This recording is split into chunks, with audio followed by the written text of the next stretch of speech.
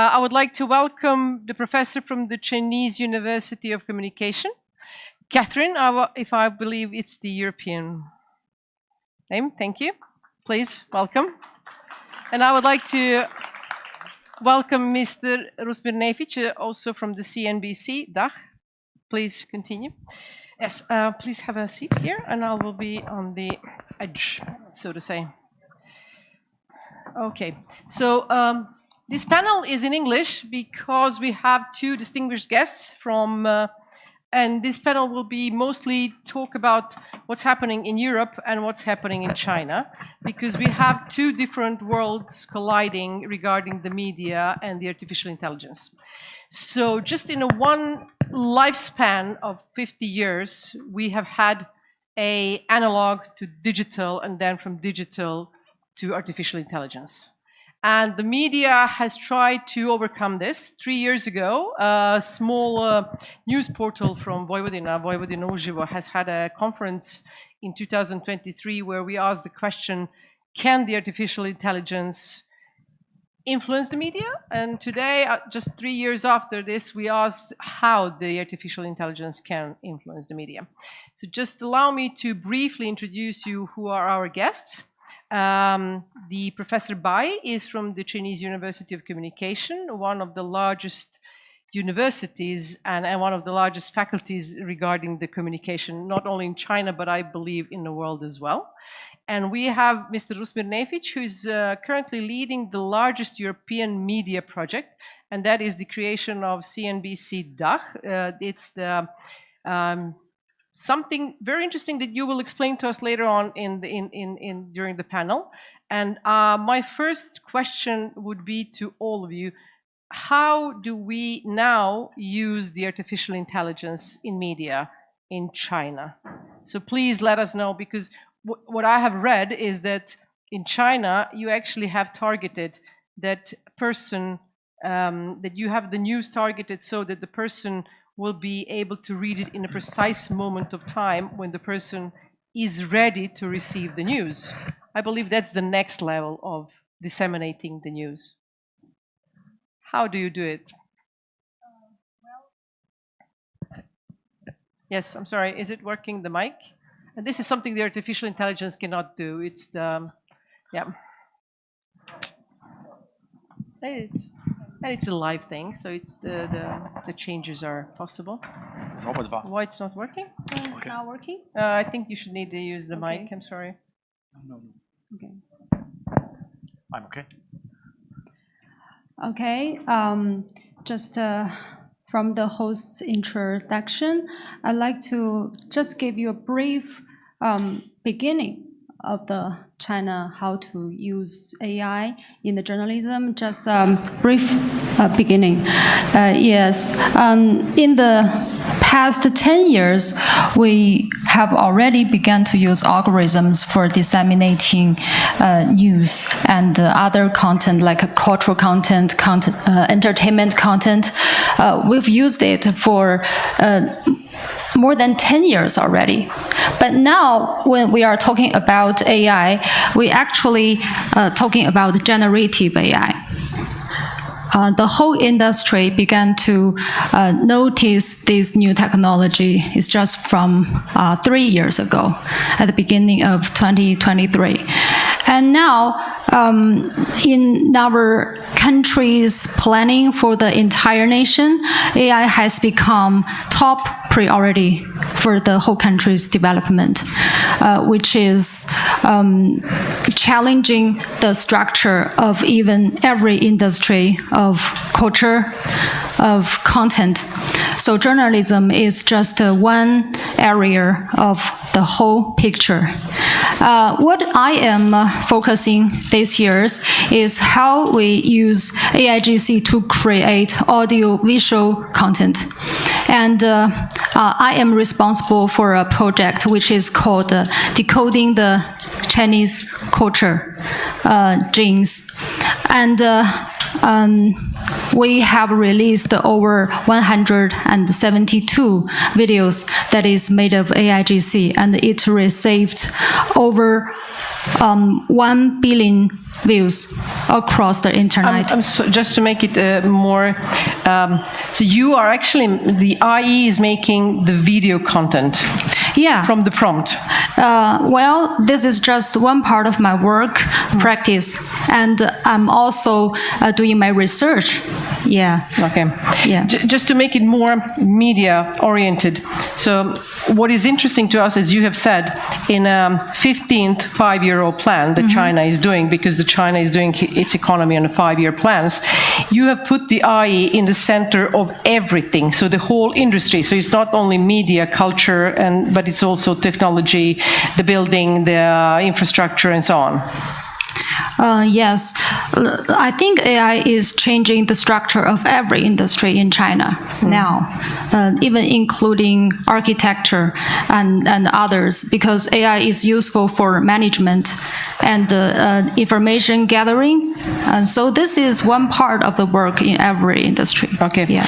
Now I'll turn to Rosmir and his interesting work, because you're trying to combine the classic TV with a digital platform and the social media all together. And this is something new, totally new, and you're trying to introduce that in the German-speaking first part of the world. Well, yeah, just give a brief minute what the CNBC DACH actually is, so we can get a bigger picture. So I think when we met here 3 years ago, we were just fresh off developing Bloomberg Adria. CNBC DACH is a project for German-speaking world. We took CNBC as the biggest global business news media platform, and made agreement to launch German language, Germany, Austria, Swiss focused media platform that will basically take the CNBC TV channel, digital platform, social media content, events, even the print magazine, and localize and power with local knowledge content, talk about German companies, stock markets, Austrian companies, etc. So that's the CNBC DACH, and you said it, I'm hoping it is the biggest media development right now in Europe.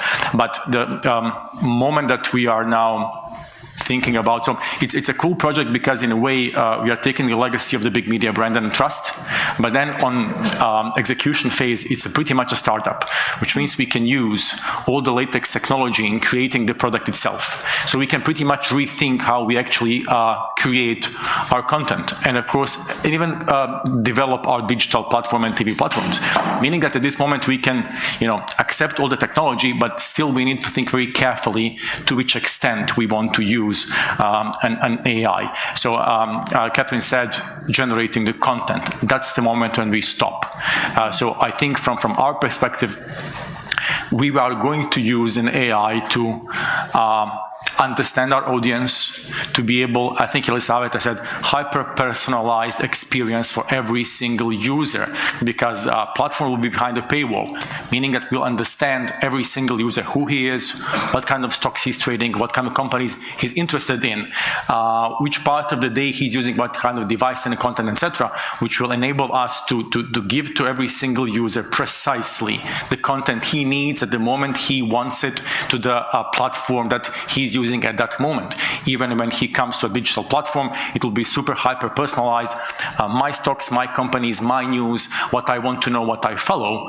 But the element that we are going to stop is that at the end, content has to be created by humans, by our journalists, our producers, our at the end content creators, which is the element where we kind of leaning towards.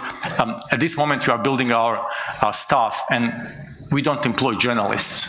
Now we call them content creators, because we understood what is the difference between what the journalist who used to be yesterday needs to bring to this new world is personalized experience. They need to become their own brands.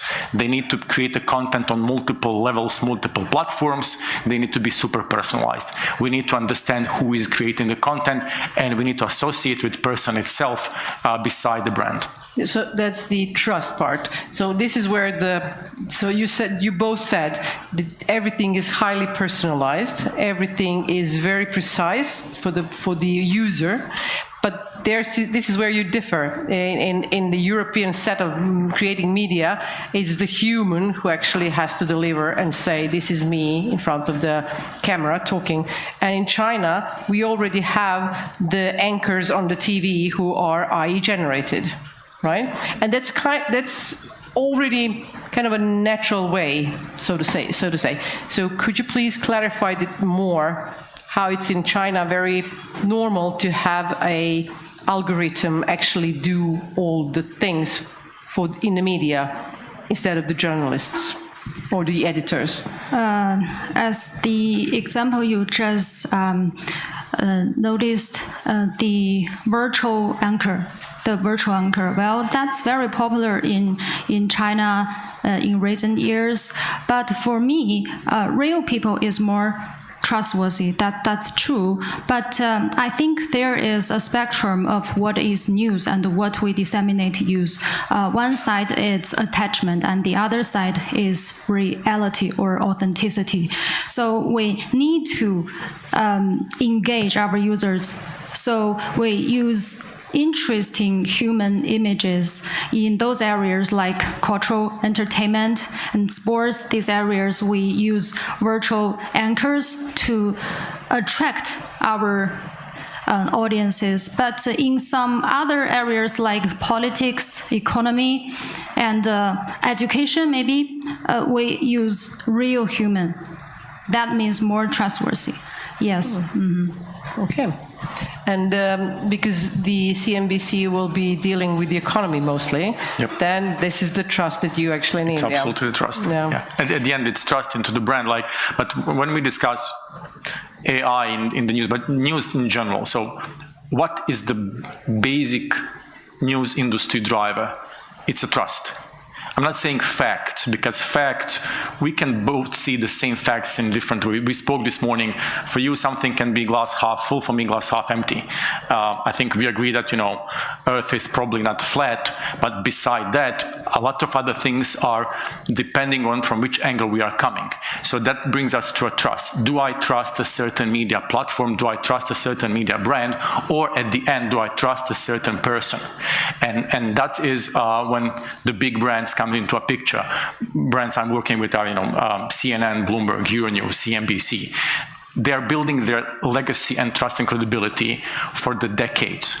And for these brands, credibility in their brand is the biggest asset they have, which means that they need to protect this asset by standing behind the news they are giving out to the world. Because if they are creating the AI-generated news like everybody else, what's the difference?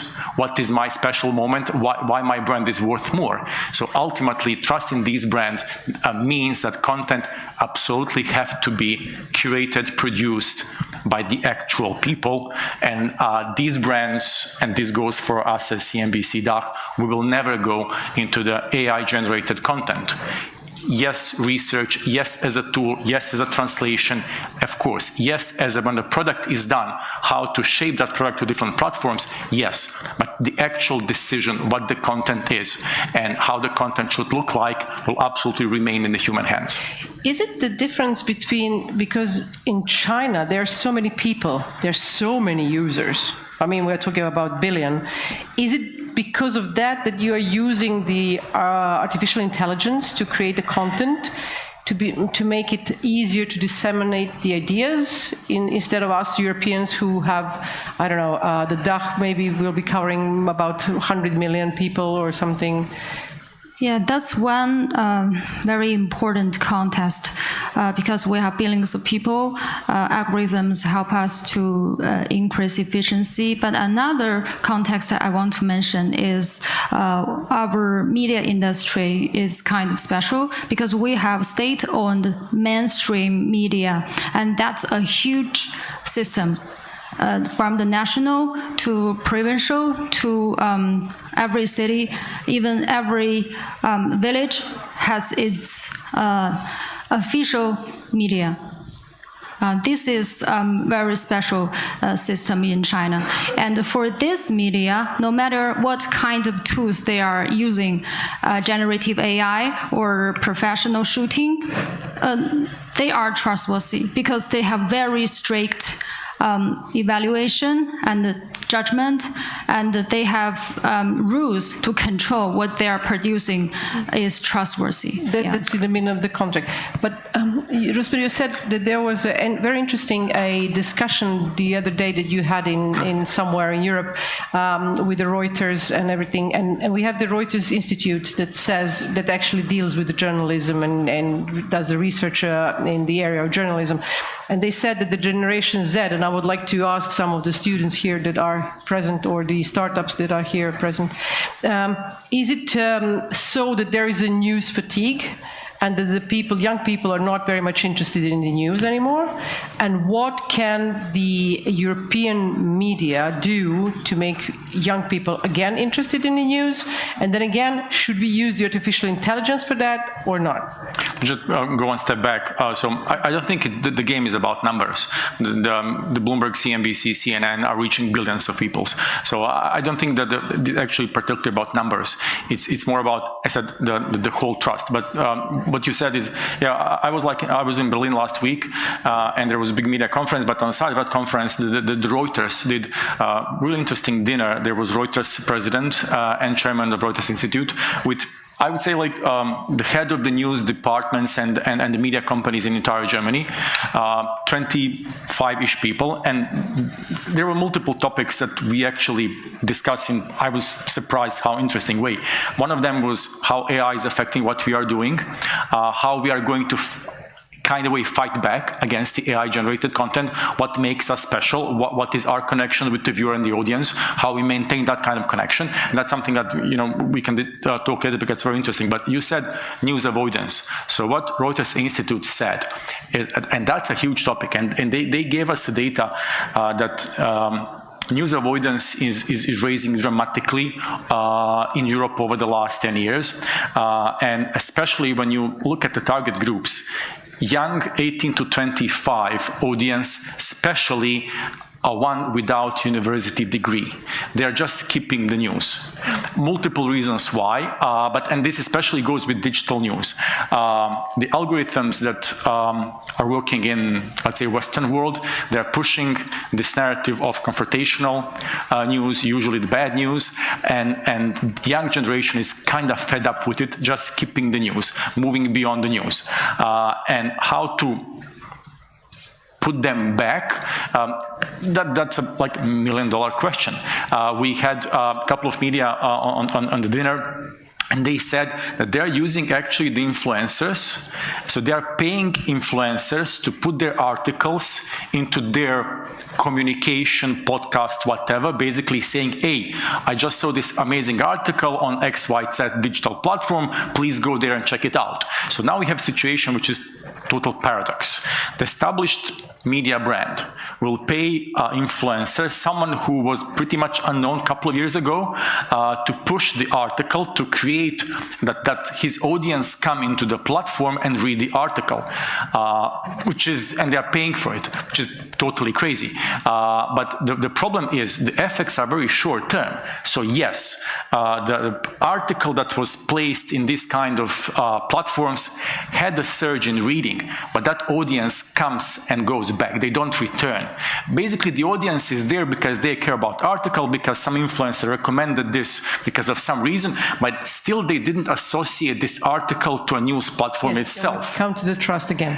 We are coming back to a trust. And the moment like what I'm doing right now in the CNBC, 2 weeks ago in Berlin, there was also something called Finfluencer German Awards. So the reason why we are doing the project is that for some reason, when you look at the German-speaking language, you have huge economy, huge companies, amazing stock markets, and yet there is no media platform that covers those people, those markets in the way that, let's say, NBC, Bloomberg does it globally. So that's the reason why we are doing the project. But then what we understood in the market, finance industry experts, people working in the banks or investment banks in the business, because they didn't have the place to express their opinion on traditional media companies, they started building brand out of themselves. So at this moment in Germany, you will find 500 finfluencers that are producing the content. And what they had was annual award ceremony, awarding the best out of them, best influencer for the market news, and etc. So pretty much I went to Berlin, and I was, there was 160 of these people, the best in Germany, and I was pretty much standing aside looking, oh, I want this, I don't want that, I want this. So for them, they were the talent pool. I want to use them to bring them back to a traditional media, because they have now connection with the audience knows them, and I need to incorporate them into a traditional media setting, use their kind of influence, but then build them further into more mainstream media presenters. That's the new way of creating the new kind of media platform in Europe, because we didn't have that. What we have now is the, so to say, classical news channel that informs the people what is happening, and journalist goes there and films it and comes back and talks about it. But what you are trying to create is not only the journalist, as you said, not the journalist, but content creator, who will also put that on the platform in a digital form, and as well on the social media. Exactly. So what changed here is that you need to own a certain subject. If, I don't know, Volkswagen has the annual earnings call today, if someone is covering it, I need you to cover it on a TV, on a digital, on a social media, even do a couple of days later some podcast. So you need to own the topic. You need to be an expert in a topic. So I, as an audience, I need to know, you are the expert in automotive, you are the expert for Volkswagen, so basically you know everything about them, so what you say to me, basically I trust you. You are my guy. Otherwise, I'm only a digital journalist. What that means? I write piece for digital, so who does the social media, who does the TV, some other people. It doesn't work like that anymore. Sure, so, and the message is distorted in a sense.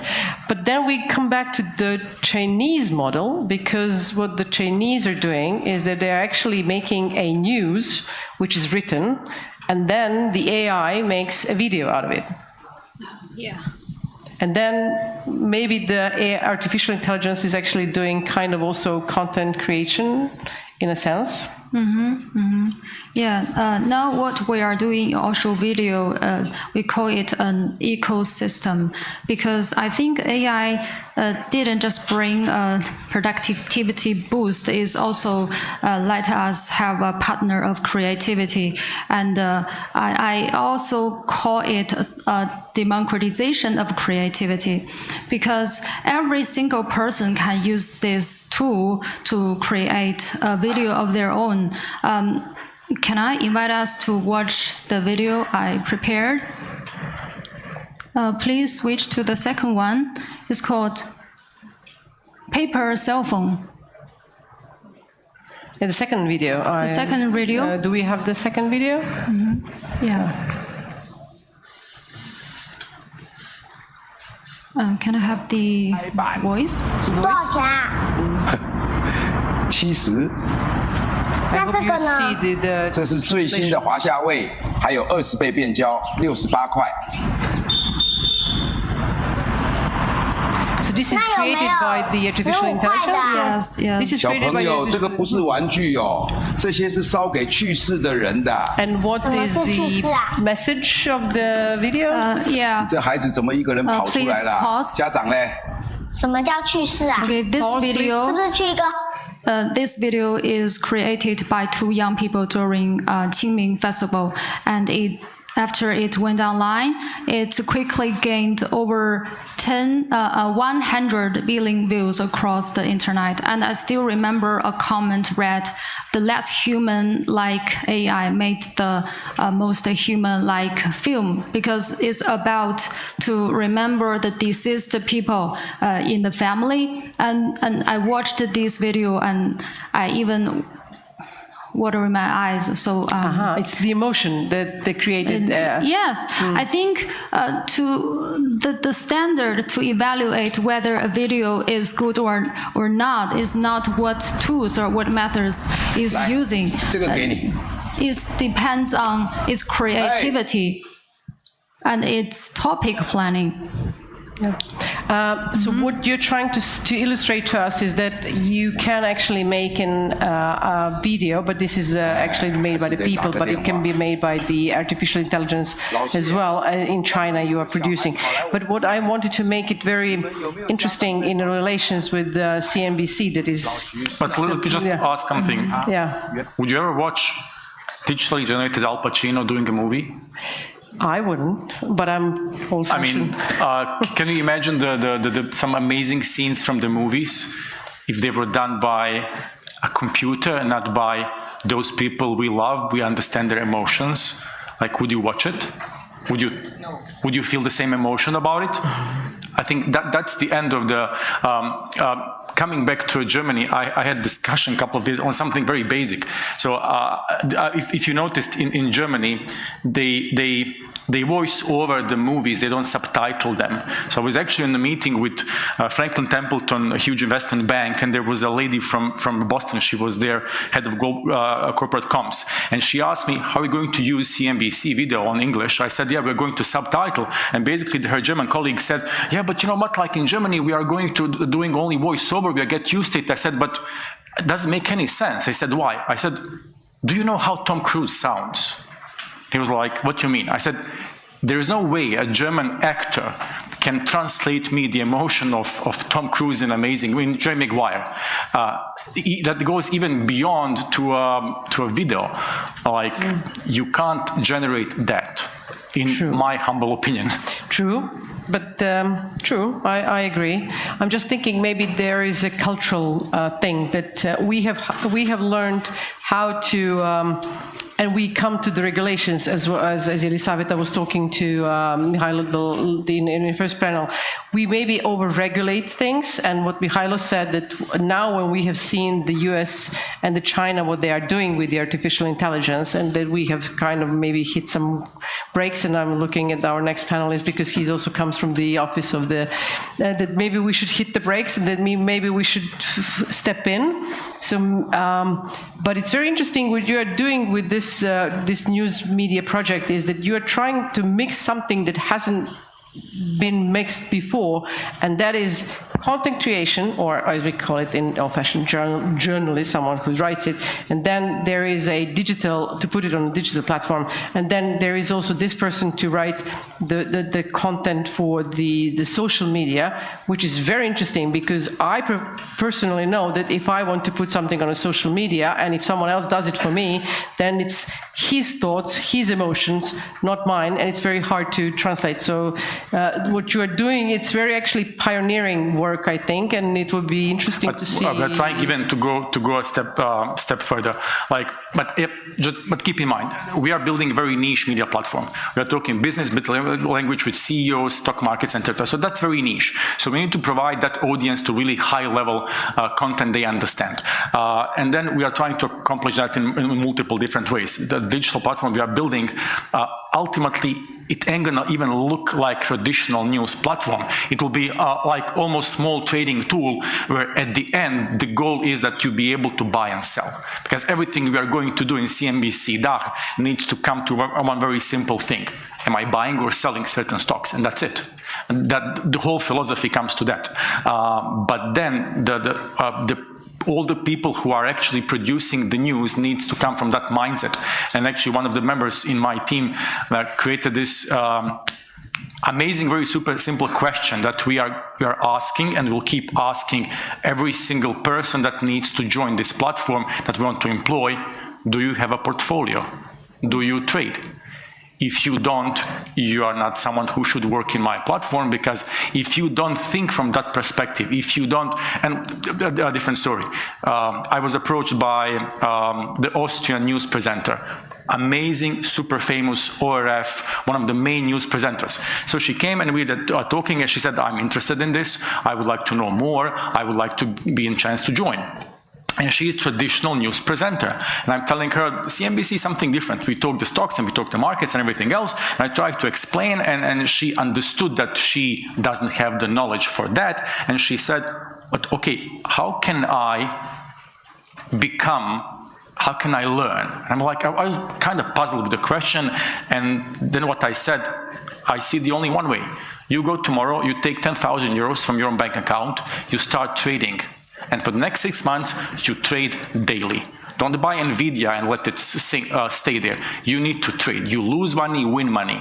So over the next 6 months, if you're doing this daily, you might learn why did you buy something, why did you sell something, or what information about certain stocks you wanted to know to decide are you going to buy or sell. I think she thought I was crazy, pretty much. But from my perspective, that was the only way that she could become a presenter that I need tomorrow. This brings me to what we talked earlier today, and that is the experience and how you gain the experience in order to become the expert at the end. But we talked about with the artificial intelligence, if we cut the time that we learn, if we use the, as you said, artificial intelligence to gather the data and then make a conclusion or make news content or something, then we lose this experience, like when you were, like, I don't know, 30 years ago, when you come to the newsroom, first thing that you would do is, in our society... Prepare the coffee for editors. Yes, or buy burek. And then you go buy me some food for the older journalists or the editors, and then come back. And this way, how you learn things, how to become a journalist. So if we are using the AI too much, do you believe that we can lose ourselves? Because in China right now, and with this 15th five-year plan, you said that you will put the AI in everything. Are we losing ourselves, in a sense, by overusing the AI, or not? What is your experience? Yeah, I think it's time for us to think about how can we evolve our education. Because now AI is a huge challenge in every university. We can't keep our students from cheating. They use AI in every assignment, every paper. So we must reform the way we teach students. Now we are trying to build a new model. These days, we reduce the courses and classes in our university, our communication university, but we have a lot of projects. In this project, you have a final target that would be a complex task, a very special report, or you have to interview someone, then you have some kind of website and influencer content, and you should have a series of video. That's a very complex task. And then you can use every kind of large models to finish this task. But finally, we will evaluate your result, your product, or everything you created. And you are responsible for what you made. And this is the way we are trying to solve two problems. One problem is that AI is generating things, but it cannot be responsible. Human must sit in the driver's seat. Human beings must take control and be responsible. The other problem is when AI is able to replace every junior employee in every industry, what kind of knowledge and skills they should learn in universities. So in order to face this evolutionary technology development, we are trying to change our education from the very beginning and from the basic logic. That's what we are doing now. Yeah. Good. And since you said that the students are usually cheating, so could you please tell us, if you have any data in China, what is the percentage of this possible cheating or usage of the or LLM models in Chinese models? Yeah, the most popular Chinese large model is called DeepSeek. And when we set our assignment, like do a research, finish a paper, our students tell DeepSeek the topic, and then the large model can generate the entire article. And it seems very natural.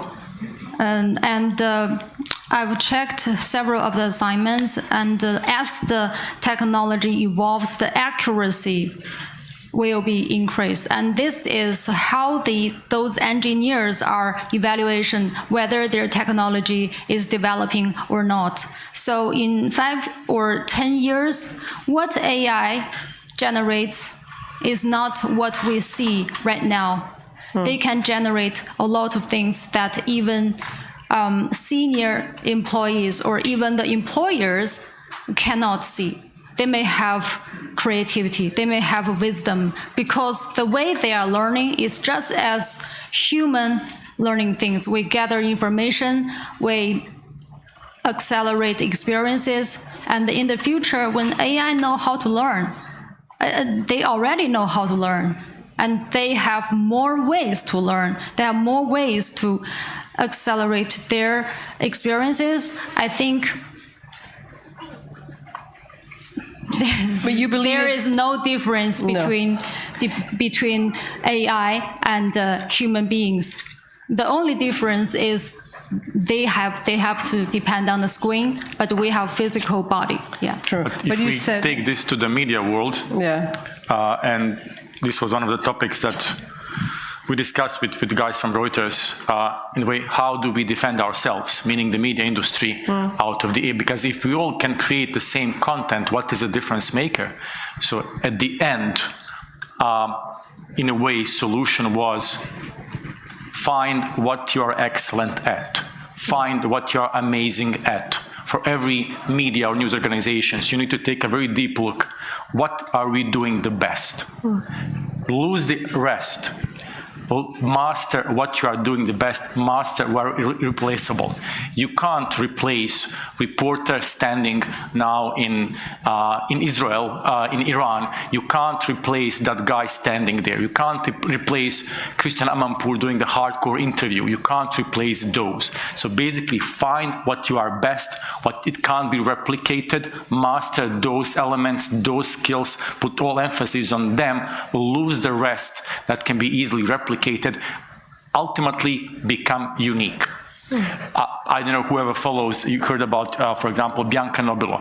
Bianca Nobilo used to be one of the biggest CNN anchors in the last couple of years, but now Bianca Nobilo started History Uncensored, and she has a master's in history.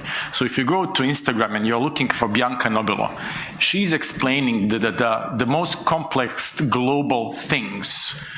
A couple of days ago, Trump and China, in such an amazing, personalized, unique way. You trust her. You know what she's talking about. She can't be replaced by any virtual person. Maybe AI can write you the summary of what Bianca says, but when you're looking for Bianca Nobilo 3-minute video, the feeling, the emotion, the trustworthiness is totally different. So find what you are the best at and focus on that, then AI can't replace you. the genuine emotions create the genuine response. And genuine knowledge and personal experiences. Okay, so what I'm hearing from both of you today is, as you said, the AI is marvelous, it's good, we use it very much. Our way of looking at the news is centralized, it's direct, and it's different than in Europe. But then again, you said that at the end must be the human who decides at the end.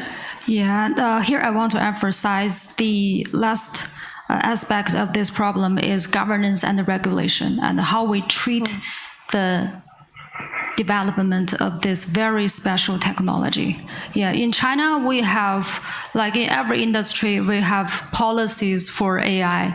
And on one hand, we encourage our newsroom to use AI. On the other hand, we have national awards for outstanding news. But if you use AI, we won't let your news become the final winner. This is what we are doing now. And in education is as well. We teach students how to use these tools, but we still let them to exam. Yeah, in the past we exam by let them write papers for graduation, but now interviews take the place You have to express what you have learned face to face. And even if you advise, you take some advice from large models, then you have to remember them. You have to make them your own opinion, and then you speak out. So regulation and governance is the way we are trying to make the development of this technology in the right direction. Yeah. Thank you for that. I would like to introduce to just one thing to say that we would very much like after this conference, when we finish it, to actually make a initiative for the journalist associations in Serbia to acknowledge the ethical codex of using the artificial intelligence in journalism. And some of the people said in PR as well. So after this conference, we will sit with the journalist associations and we will talk to them about the regulating the artificial intelligence in media. This would be the plus from this conference. But what I'm hearing from both of you is that 3 years ago, we asked the question, and Rusmir was here 3 years ago, we asked the question, is the artificial intelligence influencing the media? And when we came to the conclusion, and I believe that you actually said it, it's the credibility of the media that actually gives you because when people hear different news, they will go back to the credible media and look if this news is valuable or it's not, or it's real or not. But what we can maybe draw from this discussion is that, yes, there is a huge usage of the artificial intelligence, maybe in this groundwork of the journalist or the media, but the final word must come from the human. But I think that something we talked about 3 years back still remains the issue of copyright. So we can ask tomorrow the AI to write us a story about this event today. True. Who owns the information, what happened here today? So there are some journalists here today, and they will write about it. Maybe we are going to post something on social media, and then AI will pick up the content that was generated by me, by you, by a journalist. So basically taking it, I would say, illegally. Because if I'm a media company, I send a journalist here, I spend the money on it, and I published it, then AI just took it from me and created his own story. This needs to be regulated, the copyright needs to be regulated, because otherwise, and I think I said this last time, if none of the media companies send a journalist here today, from where do AI pick up the content? For AI, this doesn't exist in that case. So someone needs to be present physically to create a certain content so AI can pick it up. That someone is spending the time and the money. True. And how we fight this as a media? Regulating the copyright, regulating the compensation for the usage, putting the media content behind the paywall. I think that media content must be behind the paywall if you want to use it. Look, I mean, we are paying for the coffee. Why we're not paying for the news? Why we treat news as something that is just out there, someone is giving this for us for free. No, nothing is for free today. So the media and the news content needs to go fully behind the paywall. It needs to be paid for, and then it can be used in multiple ways you pay for it. And I'm pretty sure that, you know, the companies that are creating AI, they need to have deals with the media companies that they actually pay for the usage of the content generated by media companies to fuel the AI models. Interesting. Do you have something similar in China, or? In our news editorial room, we try to control AI. There is one way. We don't throw a massive prompt to the large model and cross our fingers and wait. Sometimes we make the huge prompt into very small prompts, a chain of prompts, from topic planning to script writing to image generation, video clips generation. So by making things pieces like this, we have our checkpoints. And checkpoints are very important for editors. At any checkpoints, we can adjust our prompts. We can also modify the content by our own hands. So the information, the news we are generating can be controlled. And another way is the head and the tail control. For very simple generation, like just text generation, a news article, we control the beginning, the head. We choose the topic, we choose what core values we want to tell. And then after the generation, we check the final version of the article to see all the information, whether it's real or not. This is what we are using AI in our newsroom. Yeah. Good.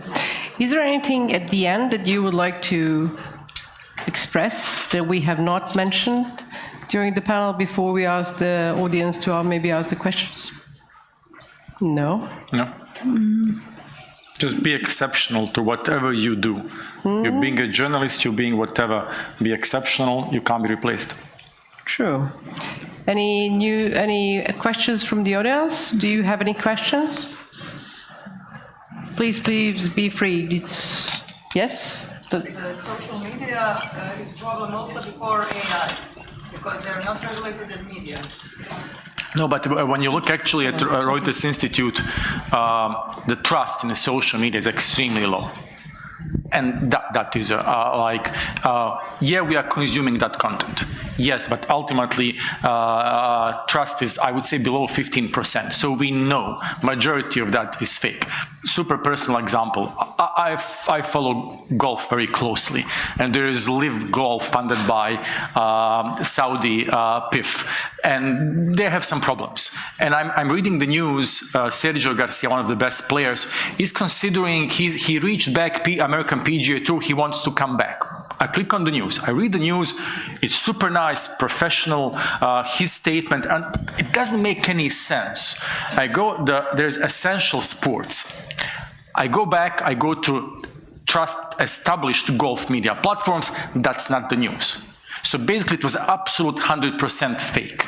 I clicked on it. It didn't make sense. So basically, I caught myself today. Whenever I really care about something, I would really go back to a source. And I would absolutely double check it. So yeah, social media is just out there, but I think when we want to know something for sure, we go back to the brands we trust and we know they are absolutely for the fact.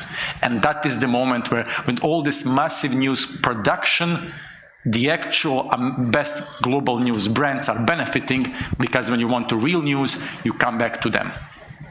That was the conclusion 3 years ago. Nothing changed. Nothing till changed. Today. No. Is there any question from the audience? No? No, then we can continue to the panel number 3 and then ask the real experts on LLM and artificial intelligence. Is everything this possible, and can the students continue to cheat on the exams? Thank you for just, thank you.